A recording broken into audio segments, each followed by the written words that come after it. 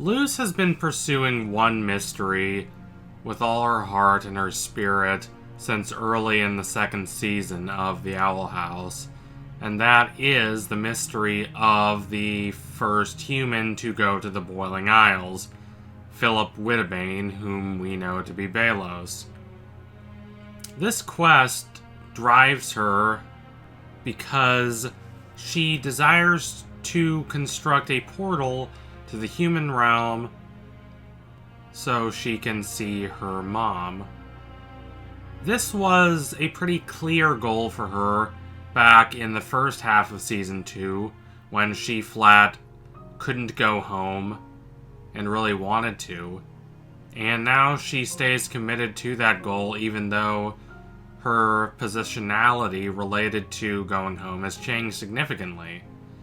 She has promised her mom that she is going to stay permanently on Earth, and she doesn't know if she can keep that promise. She doesn't know if she even wants to go home for an extended period of time. But she does know that she didn't leave things on the best of terms with her mom, and she wants a chance to correct that. She really does miss home, whether or not she wants to live there, and the goal of the portal gives her something to work toward. It prevents her from becoming so overwhelmed with other concerns, which we know is a major issue for Luz. The episode Reaching Out made this quite explicit, with Luz thinking up all sorts of dangerous distractions to not actually have to confront the larger scale issue she faces. But the whole thing with that ritual and with her dad, that means a lot to her, but that is not as much of a pressing concern to her as the conundrum of what to do about her mom and the promise she made to her. This is something Luz definitely wants distraction from, and even though Philip turned out to be a callous, self-aggrandizing fool who only cares about his own benefit and not that of others, she still studies Philip's ideas. She still tries to learn from him because she has a lot more information she wants, and she doesn't really have any better places to get it from.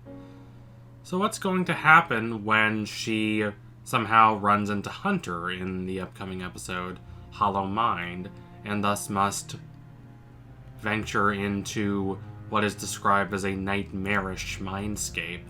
It is most likely going to be Belos' mind. That is a mindscape that would be interesting to both Luz and Hunter, and to the show as a whole.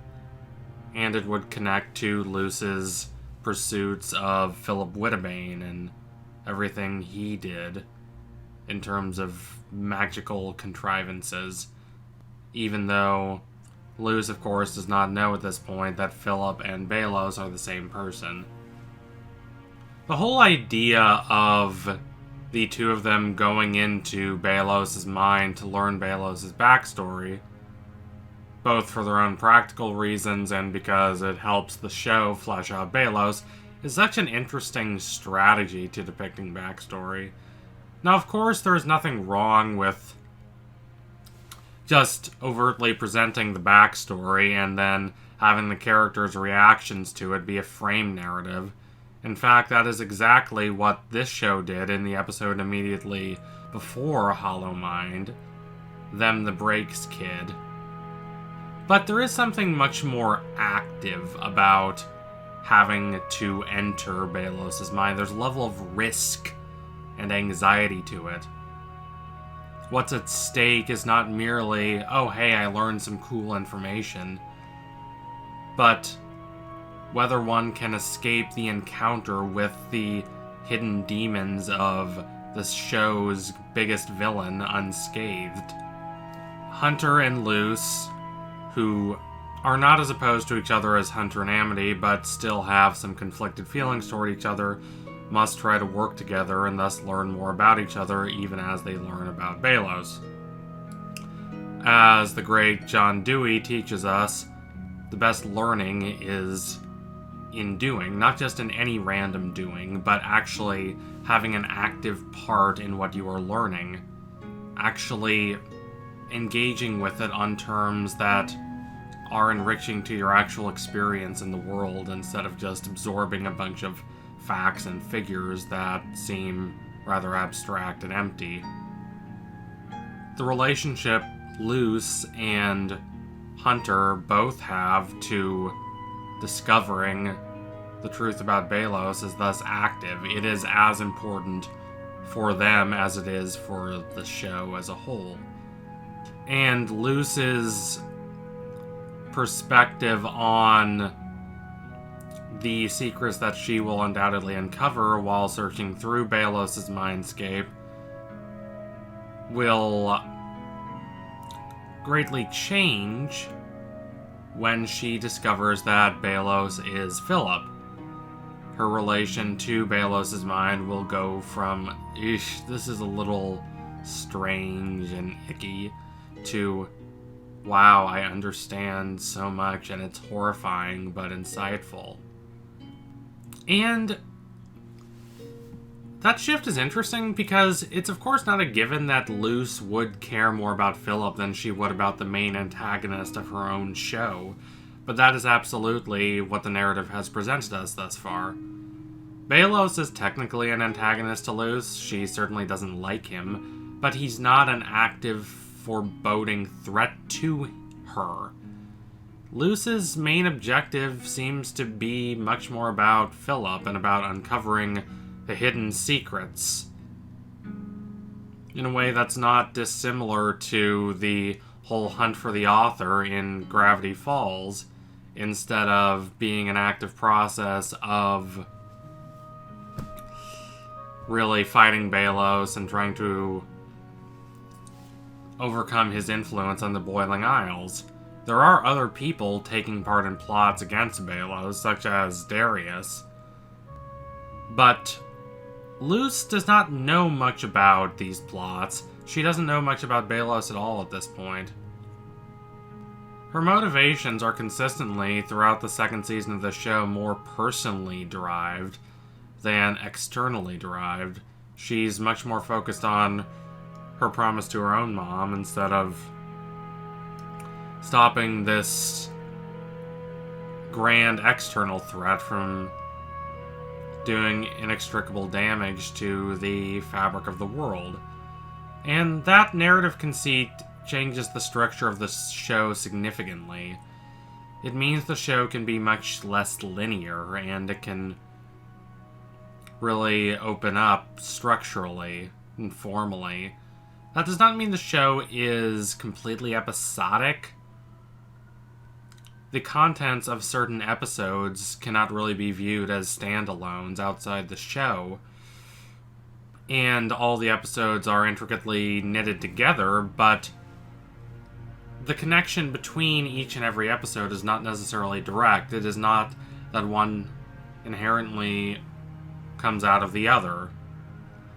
The show has no problem with, for example, having a hunter plot in, say, episode 6 of Season 2, Hunting Palisman, then dropping that plot for a couple episodes, completely forgetting about Hunter, not featuring Hunter in any real part of the story, and then bringing him back and making him an active part of the narrative in episode 9, Eclipse Lake.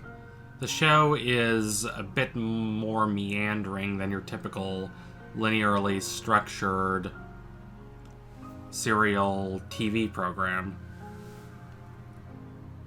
Now, the extent of Belos' schemes, even if Luce is not aware of them, is becoming quite clear to us, the audience.